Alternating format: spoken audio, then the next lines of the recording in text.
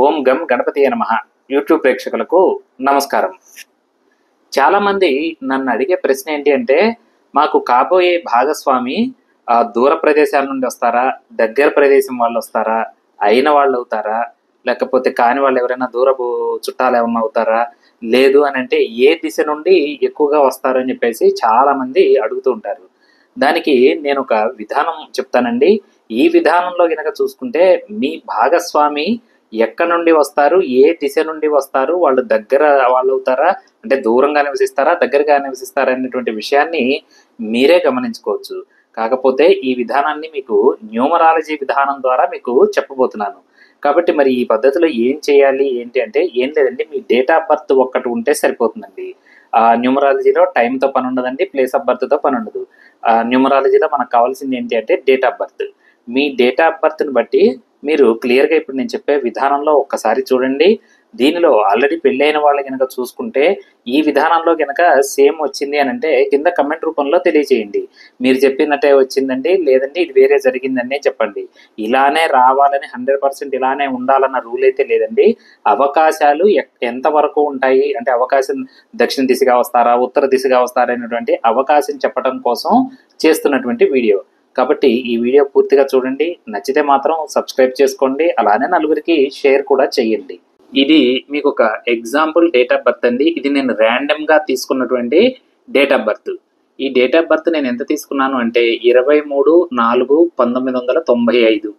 ఇప్పుడు మనం ఏం చేయాలి అని అంటే ఈ నెంబర్లన్నిటినీ కూడా వరుసగా కలిపేయాలి.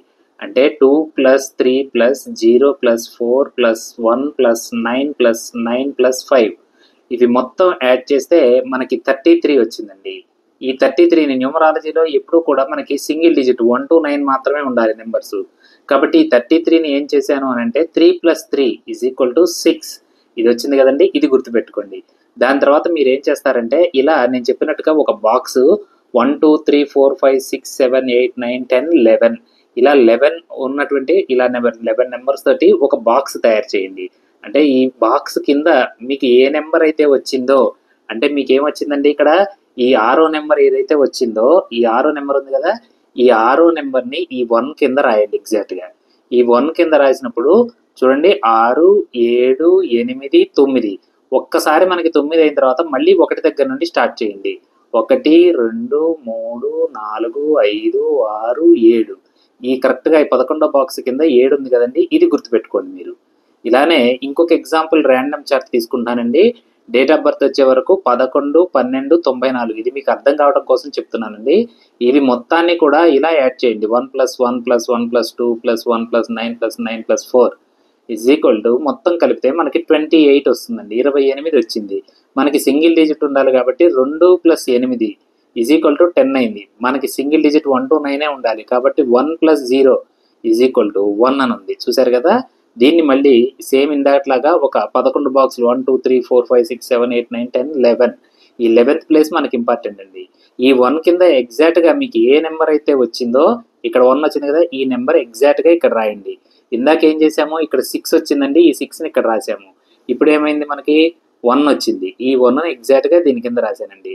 1 2 3 4 5 6 7 8 9 తర్వాత మనం ఆపేసి మళ్ళీ 1 2 ఈ 2 అన్నది గుర్తుపెట్టుకోవాలి. ఒక ఎగ్జాంపుల్ చార్ట్లో 7 ఉంది, ఒక ఎగ్జాంపుల్ చార్ట్లో 2 ఉంది. ఇప్పుడు దీన్ని ఆధారంగా చేసుకొని మనకి ఏ దిశ నుండి వస్తారు, దగ్గర వాళ్ళు అవుతారా, దూరం వాళ్ళు అవుతారా, ఎంత దూరం నుండి వస్తారు అనేటువంటి విషయాన్ని ఈజీగా మనం చెప్పొచ్చండి. మనకి ఆ 11వ నెంబర్ బాక్స్లో వచ్చిన నెంబరు ఒక దాంట్లో 7 వచ్చింది, ఒక దాంట్లో 2 వచ్చింది. ఇప్పుడు కనుక మీకు 7 2 కాకుండా మీరు చేసినప్పుడు ఆ లాస్ట్ డిజిట్ ఏదైతే ఉందో అది 1 కానీ 5 కానీ 9 కానీ వస్తే మీకు తూర్పు దిశ నుండి సంబంధం సెట్ అవుతుంది. అలా కాకుండా 2 6 వచ్చిందనుకోండి దక్షిణ దిశగా వచ్చే అవకాశం ఉంది. మరి 3 7 వస్తే పడమర, 4 8 వస్తే ఉత్తరం. ఈ రకంగా 1 to 9 వరకు మొత్తం కవర్ అయినాయి చూడండి. ఈ 1 to 9 ఇందాక మనకి ఒక దాంట్లో 7 వచ్చింది అంటే వారికి పడమర దిశ నుండి వచ్చే అవకాశం ఉంది. ఒక దాంట్లో 2వ నెంబర్ వచ్చింది కాబట్టి వాళ్ళకి దక్షిణ దిశగా భాగస్వామి వచ్చే అవకాశం ఉంది అని చెప్పి తెలుసుకోవచ్చు.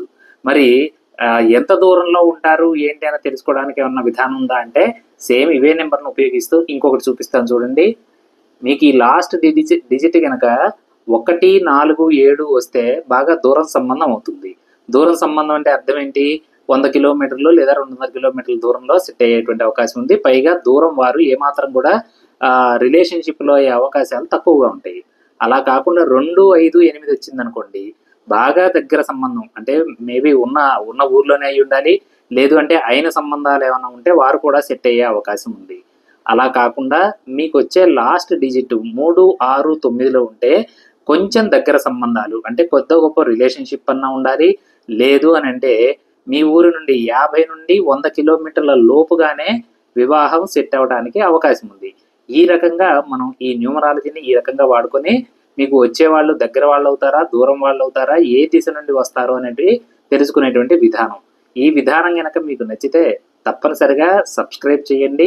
పైగా కింద కమెంట్ రూపంలో ఇలాంటి మరిన్ని వీడియోలు చేయండి అని చెప్పేసి మీరు కమెంట్ పెట్టడం ద్వారా ఇలాంటి ఇంకొన్ని మంచి ఇంట్రెస్టింగ్ వీడియోలు నేను చేయడానికి ట్రై చేస్తానండి.